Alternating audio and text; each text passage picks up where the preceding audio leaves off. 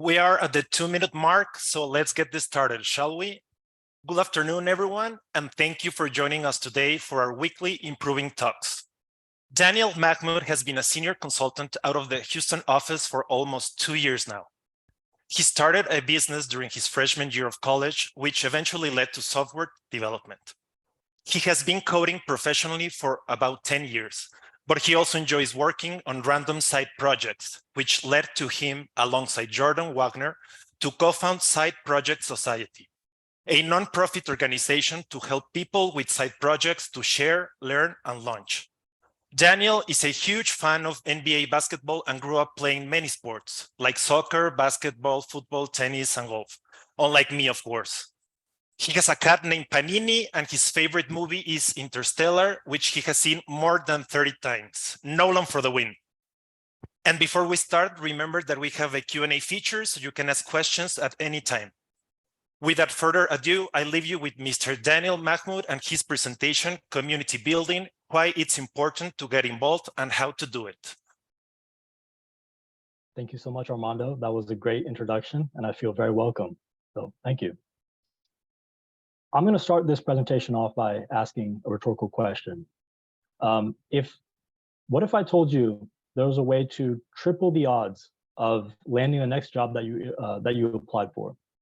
Well, according to a recent study, that is possible if you are referred through an employee that already works at that company. Simply getting an employee referral will increase the odds of you landing the job from 2.6% to 6.6%, which is nearly a three times increase. So just by knowing the right people, you could triple the odds of you landing your next job. Oops. So I guess the saying, it's not what you know, it's who you know, might have some truth to it. Sort of. If you're not involved in a local community, you're missing out on a lot of the benefits of, I'm sorry, I'm a little bit nervous, guys. Sorry. If you're not involved in a local community, you might be missing out on more than just new job opportunities. Today, I'm going to share my experience getting involved in the local community through Side Project Society, something that Jordan Wagner, Eric Waldo, and I created. I'm going to share the benefits of being involved in the community, and I'll show you how you can actually get involved yourself. So first things first, I'm going to talk about Side Project Society. So what is Side Project Society? We created this about a year ago. It's a community for anyone who is creating something outside of their normal work, and it's a place for people to share, learn, and launch. We wanted to create a safe space where anyone who was trying to do something creative was able to share with other like-minded people what they were doing, to learn new skills that maybe they didn't have at the time, and to ultimately launch their project. That came from a lot of personal experience. As Armando mentioned, I worked on a lot of side projects. Unfortunately, very few of them actually get launched. And part of the reason for that is that I work on them in isolation, and it's very hard to stay motivated when you're just working on something all by yourself. So we grew this community with a very simple idea to share, learn, and launch our projects. And over the course of the last year, we have grown this to over 115 active members. So we've been holding meetings once a month for the last 12 months, with the exception of January. We were a little bit tired in the new year, and we thought we would take a break.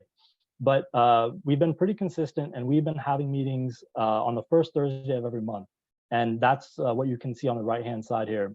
We have everyone join at the Improving office, and we just talk about our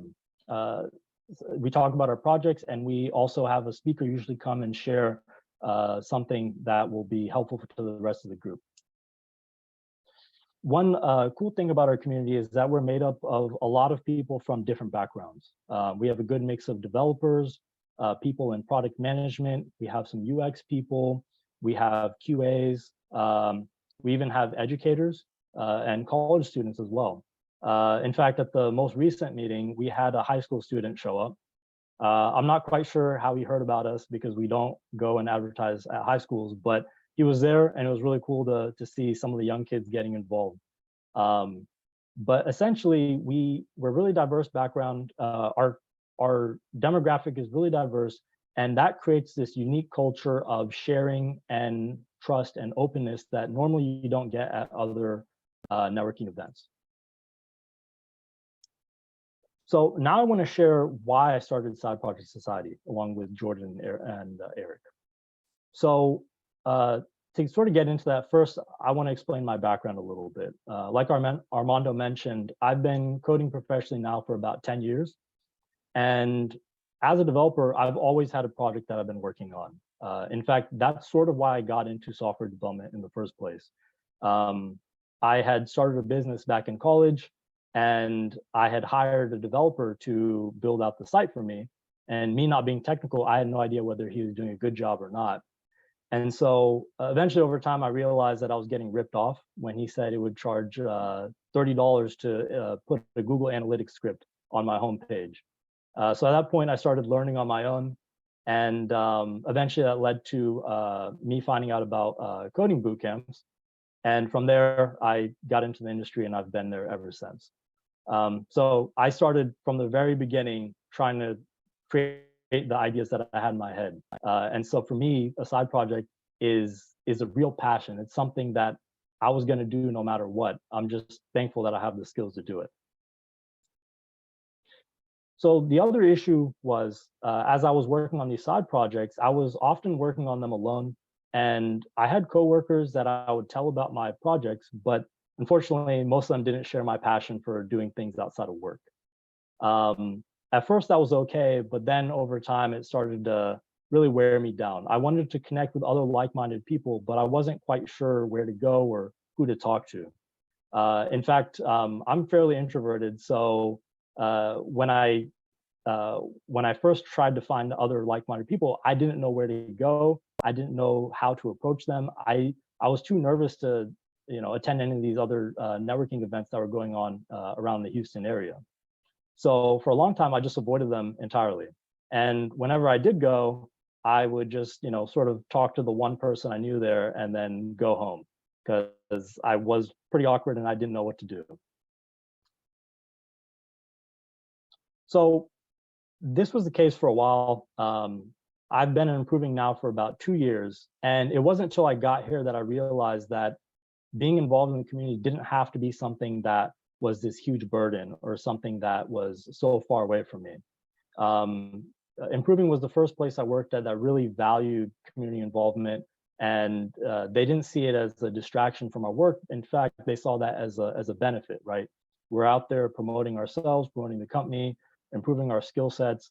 And so when I got here, it was actually at one of the community events that it was the Houston Java user group I was invited to. They had a guest speaker, and the entire talk was about how to go beyond senior developer and talking about how your network is invaluable as you get further along in your career. So when I was sitting there at that event, I asked the question about how do I get more involved, right? I'm not super extroverted. I'm not very well connected. How do I get involved? Do I just show up to some of these networking events? And the advice that I got there was essentially that, you could just show up to events and try to meet with people there, that's not a bad idea. But if there's if there's a community that you wish existed and it doesn't exist, then the best way to get involved is to actually just start that community yourself. So if you had told me this and I had worked somewhere other than Improving, I probably would have just let it go in one ear, out the other. But because it was at Improving and they had this culture of involvement and being engaged with the community, I turned to Jordan and I said, hey, we should try that. And, lo and behold, a year later, here we are. So again, taking a quick step back, I'm going to share some of the journey with you meeting by meeting. So June of last year, we actually had our first meeting. And so you can see a picture here on the right-hand side. The attendance was pretty good, 15 people for very first meeting ever. They were all improvers because we did not really advertise it. Our goal wasn't to sort of get 100 people showing up at our first event. It was just to figure out, does anyone even care that we're doing this? does anyone care enough about side projects to meet after work and to talk about them? So while a lot of the improvers showed up just to show support, many of them also had side projects. So that was really encouraging for us. And we weren't really worried about the numbers at that point, but 15 was pretty encouraging, and we were pretty excited leaving that first meeting. So a month later, we held our second meeting, and we only had 9 attendees, which again is not a problem because we're not really looking at how many people show up. We're looking at the energy and the value that we're providing to everyone. So again, this was the first public meeting that we ever held. We decided that we were going to sort of put the word out there and not just keep it to improving. And basically, the meeting was run by Jordan for the most part. Actually, I was feeling kind of sick that day, so Jordan sort of ran point there. But the meeting consisted of an idea validation exercise that was supposed to help people with side projects figure out whether they're working on something that will actually have any value. And we met someone at the first meeting, Cal Miller, who was sharing his project, which he called the Ultimate Chess System at the time. I think he's renamed it since then, but that's a big part of our meeting, someone coming and sharing what they're working on and getting feedback from the audience. Unfortunately, that meeting was, I would argue, probably our worst meeting yet. In the year that we've been doing this, the energy was probably at its lowest compared to some of the other events that we've had.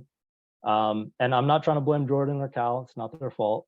I think this was just one of those things that we had to learn from. After the first meeting, we were running on this sort of high of seeing things sort of work out. And so we didn't really put in too much effort in planning for the second meeting. And I think that's sort of what happened here. Also, Eric was out that day, he was sick, and I was also not feeling well, so that was definitely a contributor as well. It was a lot for Jordan to have to run the second meeting all by himself when he actually had missed the first one. So he had not been at the first meeting because he was on PTO. So when he got back, he was just immediately thrown in to run the second one. So it was a perfect storm to make it sort of one of the least favorite meetings that we have. So skipping ahead a couple months, we had our fourth meeting in September, and we learned a lot from that second meeting. We tried to think about all the things that we could do better to improve ourselves and to improve the experience for anyone that attended. From the second meeting, that was one of the biggest things that we came away from it with, in terms of we felt like people didn't get any value. They showed up just because they were there to support us, and we didn't actually do anything for any of their side projects. So we took those lessons, we reflected on it a little bit. We had a great third meeting, and the fourth meeting actually was a great success. Our biggest one at the time, we had 35 people show up, which was super exciting. We more than doubled our numbers from the previous meetings. And this was about the time when we really started to think that this was, starting to become bigger than what we had anticipated. We thought this was going to be a very small group. We didn't really expect that much attention, but through word of mouth and actually focusing on providing value, I think we started to attract more people. And this is when we first started to sort of see the results of all that. And during this meeting, Jordan was running an empathy map exercise, and we actually had Wade Pinder, also an improver here, and a mentor for us as well. He helped us get a side project Saudi off the ground. Wade was basically doing his project showcase, sharing his project that he had worked on in the past. So all that sort of combined for a really great environment. A lot of people still say this is one of the best events that they've attended. And we get a lot of people coming back. So it means a lot when people still think back to this event and say that this was one of the better ones. So I don't want to go through every single meeting we've had. We've had 12 so far. I'm going to skip ahead a little bit to just last month, June 2023. We had our most recent meeting. And This was by far our biggest one. We had about 50 attendees, 48 attendees, and we had a packed house. And I think Eric, Jordan, and I all agree the energy was the best that we've seen yet for any of our events. Again, we were celebrating our 1-year anniversary, so maybe that had something to do with it. Actually, one of our members baked a cake for us in celebration, so that was really cool. Did not expect anything like that to happen, but it was a cool experience. And so we had a founder of a local startup here, Mark Fradell. He shared his project showcase. He had a startup that he had worked on in the early 2000s, and he shared his business and life experience running that through the successes and the failures. A lot of people walked away with that with a lot of respect for what Mark had done, and also walked away with a lot of insights on how they can go forward with their own businesses. And we also did an elevator pitch circle. Basically, this is a chance for everyone at the event to share who they are, what they're working on, and if they need help with anything. For us, that's one of the most important parts, and that's where we really get a sense of community. Otherwise, it's just sort of a networking event. We realized that when we started incorporating space for people to share what they're working on and get feedback, that's when people really started to open up and trust each other in this environment. So it's been a really big part of us growing and people coming back. So here I'm just showing you a quick montage since I didn't go meeting by meeting. These are a lot of the guest speakers that we've brought on. Each meeting we have someone come and share either their life experience, or if they're a subject matter expert, share their topic and whatever share their topic with the rest of the group, so that hopefully someone can walk away with some valuable knowledge. So here we made it a silly tradition. We hand out t-shirts for anyone that speaks. Those t-shirts are pretty expensive, so we give them out, but I think it's all worth it. Everyone's all smiles, of course. So we've met a lot of people that normally we wouldn't have a chance to interact with. And for me, this collage sort of represents the community that we've built. Obviously, this is just the speakers, but we've built a lot of relationships with a lot of people that we normally don't get a chance to talk to. And these people come from all different walks of life. Some people are startup founders, some people have small businesses, they run podcasts, or community leaders, lawyers. Some of them just have a side project. It's just something that they do for fun. So getting all these unique perspectives and bringing them together and having people share them, I think is invaluable and something really unique. I haven't seen many other communities bring that to the table. So I just shared my journey, our journey with Side Project Society, and sort of how we got thrust into this community involvement initiative. We didn't really think that far ahead. We didn't have any plans to turn it into some big thing. We just wanted to get involved and meet other like-minded people. And I want to highlight my background, and I think Jordan and Eric can also relate. We're not these super extroverts that had so many connections and this was going to be super easy for us. We didn't know anyone really outside of our normal improving circle and our normal friend group. We had to go out there and find these people, and we got a lot of help, but it's not something that came natural. So for us, there was a lot of benefits that we noticed just being involved in the community as community leaders and also as just members. We, as a part of this community initiative, we started to attend a lot of different events in the Houston area, and we saw a lot of these benefits show up there and at Side Project Society. So I'll highlight them really quick. Start with the cliche one, confidence. It became a lot easier to talk to people when we started doing this. At first, we felt very uncomfortable because there's this imposter syndrome going on, right? Why are we qualified to run a community, right? And to be honest, we really weren't. It's just something that we decided to put together, and we were in the right place and right time, and we did it. But over the year, at each meeting being consistent, what we noticed is that we became more comfortable with sharing who we were, what we were doing, and also and I think that sort of rubbed off on a lot of the people that attended as well. I went from someone that was basically, super scared of going to any networking events to going to maybe one or two each week. So that was a huge difference for me, and I think it just took going to those first few and getting involved with my own community to really get to that point.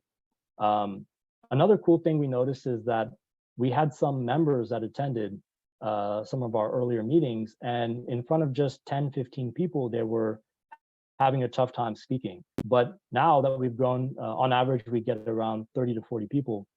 Now, when they speak in front of all these people, they feel right at home. There's no sense of discomfort or shyness or anything like that. So it's really awesome to see our group grow with us, right? Also grow in confidence. And another thing about confidence is that it's not just limited to one area of your life. If you can get involved in a local community or user group of some sort, you'll see that this confidence, as you keep showing up and meeting people and becoming comfortable, rubs off into other parts of your life. So I really encourage anyone that's afraid of getting into this networking and community involvement thing to just sort of jump into it. Over time, you'll become more comfortable. Another cliche thing, friendships. We've met a lot of people, and we're not going to be friends with every single person, but we've built a lot of relationships with people that we are okay with hanging out with each other, grabbing lunch, grabbing dinner, seeing each other on the weekends. And it started over our bond over side projects, but over time it grew into something different. We don't necessarily talk about side projects. We might just talk about random stuff, sports or work or anything else outside of side projects. But we've developed a lot of really strong relationships with people that just started at Side Project Society, then over time became people we can really depend on and trust. Another big benefit is access to mentors. So as we got more involved, we started attending other communities in the Houston area, and we noticed that we were having casual conversations with people that were a lot more experienced than us. They had, maybe another 10, 15 years of experience on us, and they were willing to impart their wisdom for free. Normally, if you had cold messaged them on LinkedIn or try to email them, I'm not sure if I would have gotten a response. But just being there at that event, I think really made it easy to communicate. And another thing to keep in mind is that when you're at some sort of user group or community event, not everyone is going to make time out of their day to go there. The people that show up are those that are dedicated to what they do. So if you're seeking some sort of career advancement, finding a mentor is one of the best ways to sort of accelerate your path. And if you go to these events, you're going to find people that sort of naturally pick up on the fact that you're really serious about what you do. So by doing this, by going to some of these events, we were able to get in touch with mentors that normally we would have no right talking to. So for me personally, that helped a lot at work, helped a lot with running the group.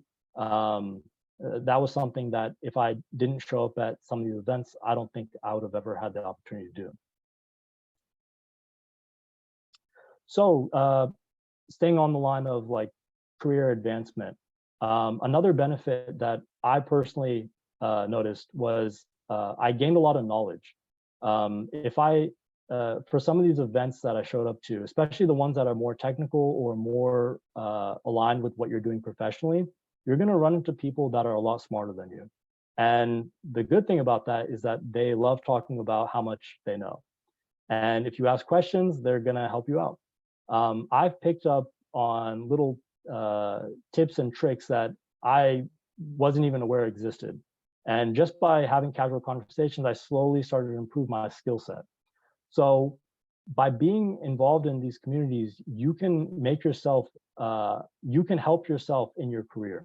You can get a little bit further ahead. You can deepen your skill set while you're still having fun. Another sort of related concept is exposure to new ideas. When we first started Side Project Society, mostly it was improvers, but as that group started to expand, we met people that we hadn't seen before. People would randomly just hear about us, and these people came from different backgrounds. Some of them were, in the education industry. Some of them were still college students. Some of them were in product. Some were developers that worked in different industries. But by talking to them, and because of their varied backgrounds, we were exposed to ideas that normally we wouldn't have been exposed to. Lots of times I see at our events that people will start spitballing ideas, or if someone is stuck on something, they will start brainstorming right there on the spot on how they can overcome whatever roadblocks they're facing. So I know for myself, I've been exposed to a lot more things I didn't know existed before, and so so this new ideas concept is really important for me. And career guidance. So this sort of goes hand in hand with mentorship, but I also see this as something that's a little bit different. This is, I guess, more true when you're dealing with a more technical community. Like if you're a developer, you have like the Houston.NET user group, or whatever stack you use, whatever technology, there's a user group for that. But also if you're in product management, there's also the Houston product community, which Raid runs.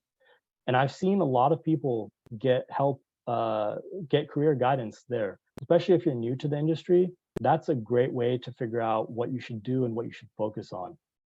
And it's not necessarily full-on mentorship, but it's enough to get you started in the right direction. I've seen a lot of like junior developers and people that are trying to break into tech through product management.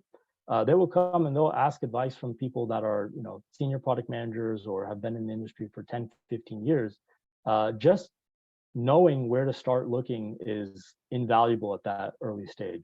So if you're new, I really recommend showing up to more community events. You're gonna accelerate your learning a lot. And I thought this deserved its own slide, but I think arguably one of the biggest benefits of being involved is job opportunities. I touched on this at the very beginning, but referrals can triple the odds of being hired. That if it was between you and one other person, and that person referred, you're basically losing that job. In fact, there's another related statistic where 41% of all people that are referred for a job end up actually getting hired. Now, only 7% of all the people hired in the industry are actually coming through referrals, but still, that's almost half the people that are actually being referred are getting hired. That is a huge deal. And if you can establish enough genuine relationships with people in your industry, you may never actually have to go job hunt again. Of course, I'm exaggerating a little bit, but there's a real benefit versus you going onto Indeed or LinkedIn or whatever other job sites there are. If you know someone and they like you and they know what you can do, yeah, I think that's a huge leg up on the competition. Another statistic I ran into as I was doing some research was that 31% of workers actually find out about job openings from either friends or professional connections. So that's a third of all jobs that are being heard about, maybe even before they're posted online. So just knowing the right people can make you aware of jobs that otherwise you may not have seen.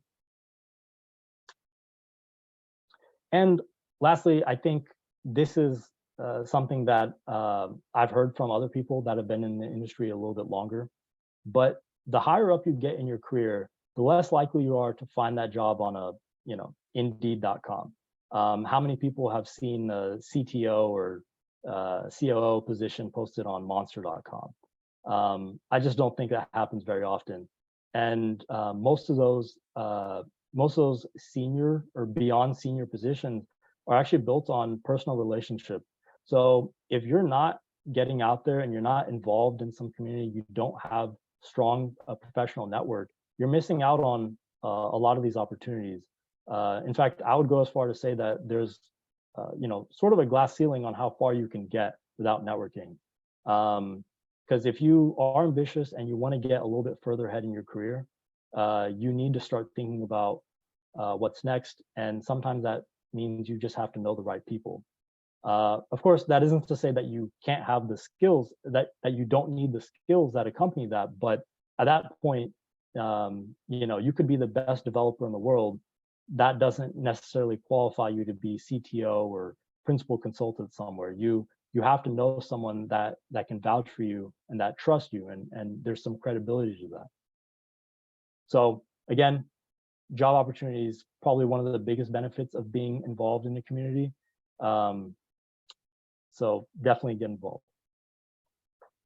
So I've talked about the benefits of getting involved. I shared my story. I think now it would make sense to share some tips on how to actually get involved, some actionable items.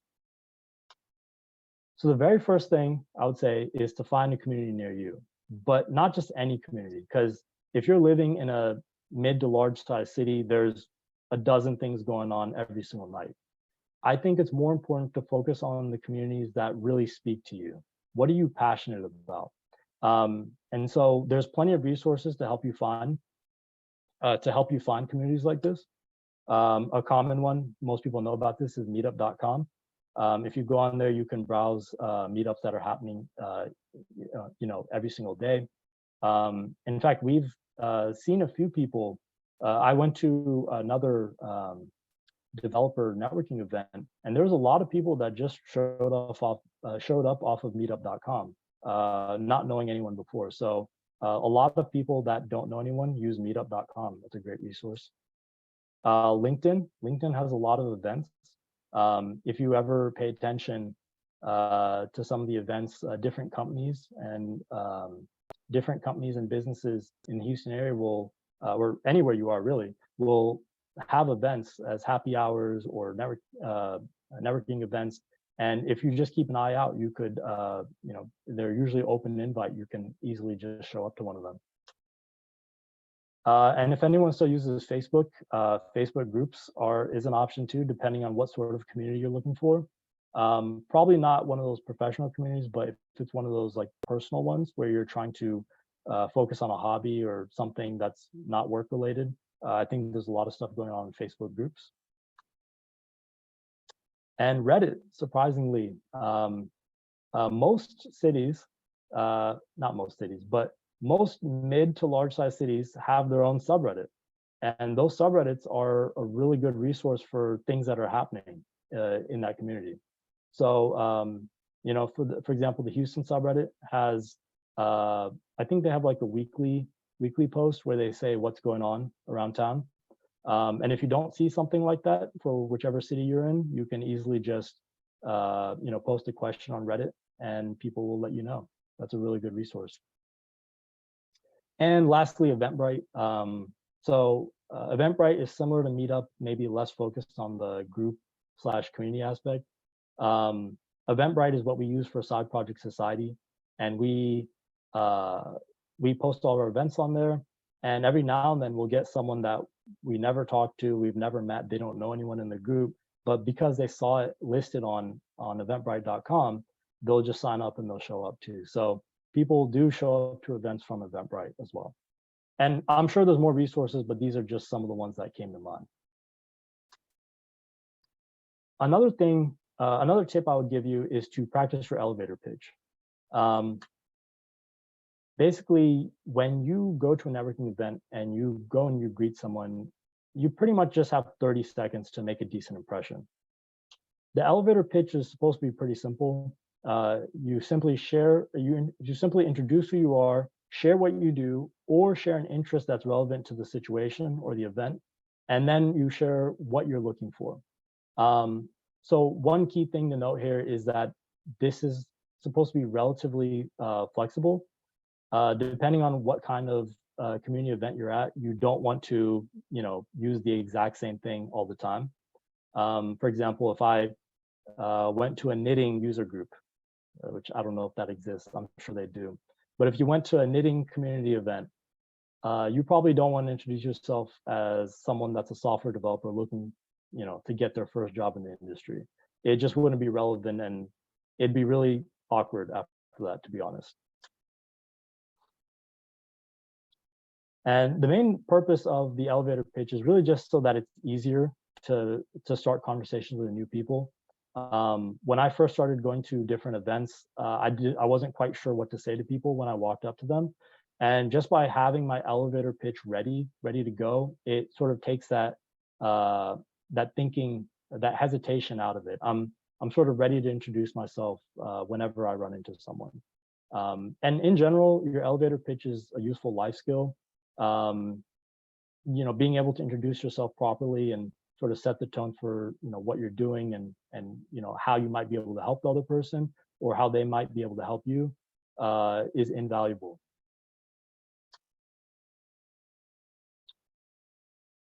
Another thing I would recommend is to always focus on providing value. From what we've seen in Side Project Society is that the most popular people are always the ones that are helping other people. We've noticed that whenever a software developer or someone in product offers to spend 10, 15 minutes guiding someone else on their project, giving them some feedback or advice, people tend to like them, right? You're doing something that's helping the other person get closer to their goal. So, and I bring this up because at a lot of networking events, there's this perception that you go there and you just exchange business cards. But really, you should focus more on seeing how you can help other people. That will really accelerate you getting involved in the community and people liking you. So along those same lines, it's important to practice active listening. Basically this means don't just wait your turn to talk, which I'm guilty of sometimes.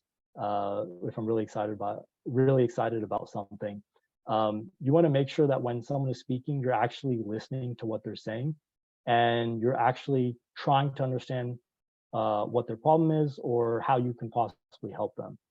So that enables you to have deeper connections with people, and that's something that they're going to remember, and you're more likely to create that strong relationship if you practice that.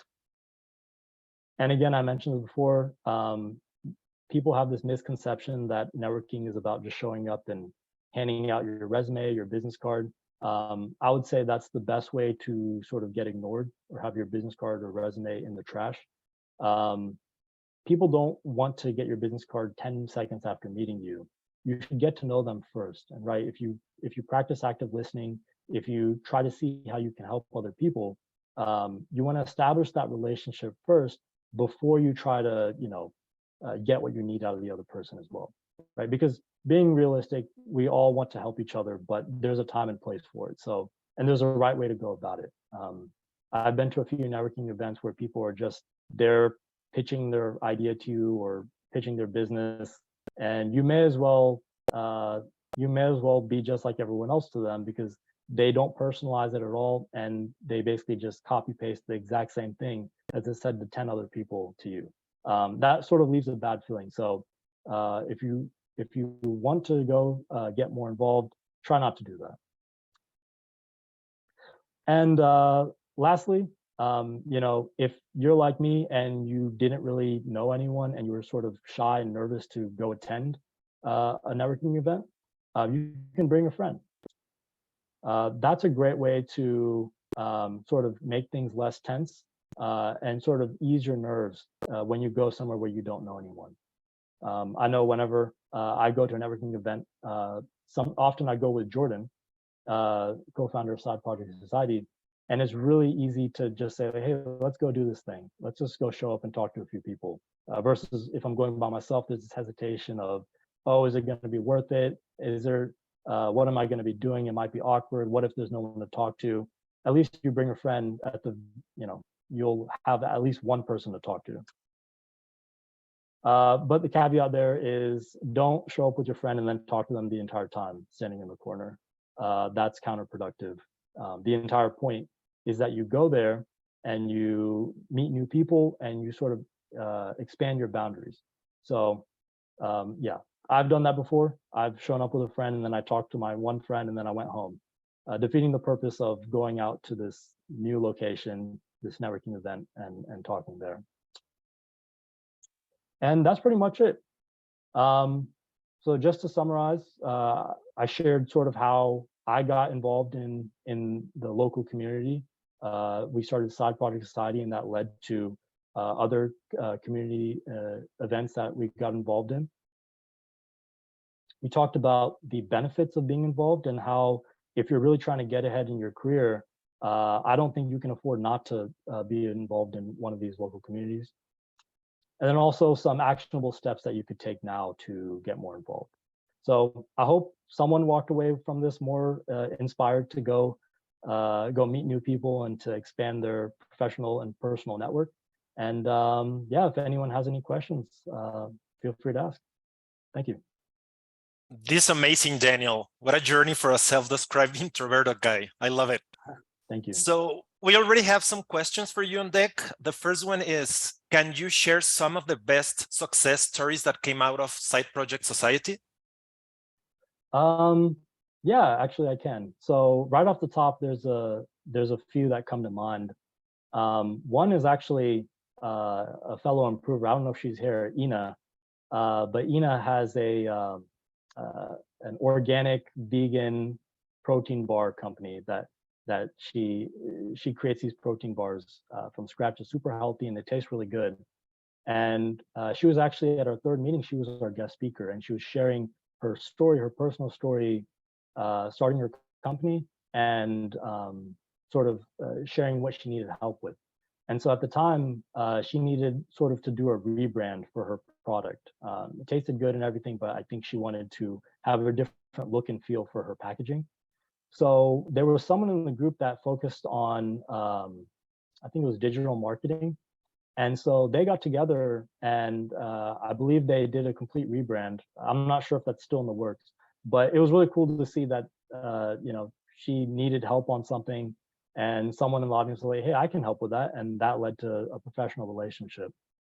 Another story that really stood out to me is I found out weeks later, someone that attended one of our meetings for the very first time shared what they were working on a startup, and it was in the healthcare space, and they needed advice on where to go next. They were really young and they didn't really know where to go with it.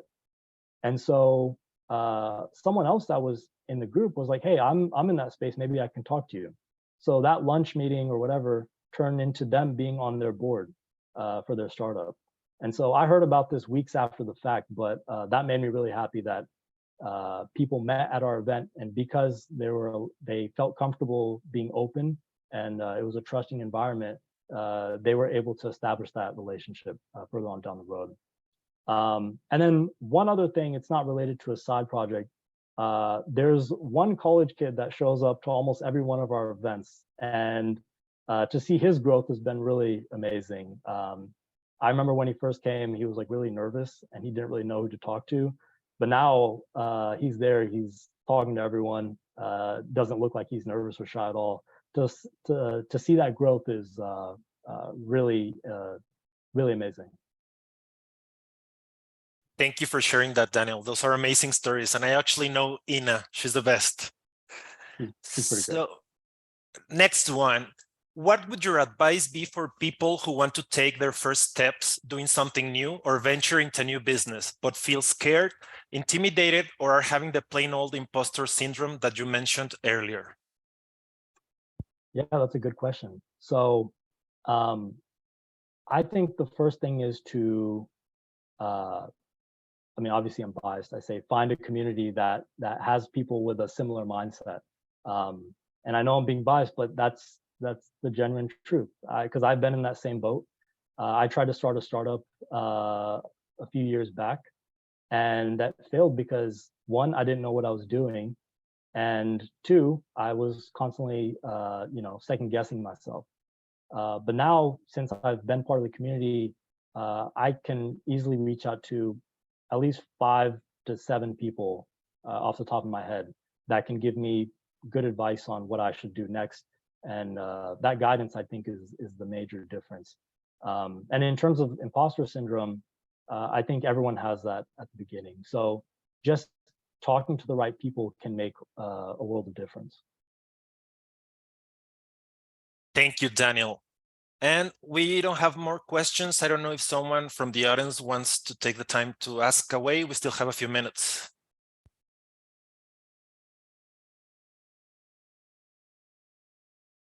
I think we don't have more questions, Daniel. I don't know if you want to say something or a final thought from your part. Final thoughts, just I just want to impart on everyone the importance of being involved. And as a developer that was sort of just the guy behind the computer for most of my career, I'm just now realizing how far I had to catch up. So don't be like me. Put yourself out there. There's a lot of benefits out there for you, for your, for your current job and a future job, if that's what you're looking for as well. And on top of that, obviously personal growth. So if you're thinking, oh, I've never really done that, it's not for me, just take the leap. Just go to one networking event or one community event that might appeal to you. And I think it'll be worth your while. Thank you, Daniel. That was some great advice. So that's all for today. Being involved in a strong community can definitely be a great way to improve your professional opportunities, inspire you to try new things, and develop long-lasting personal relationships.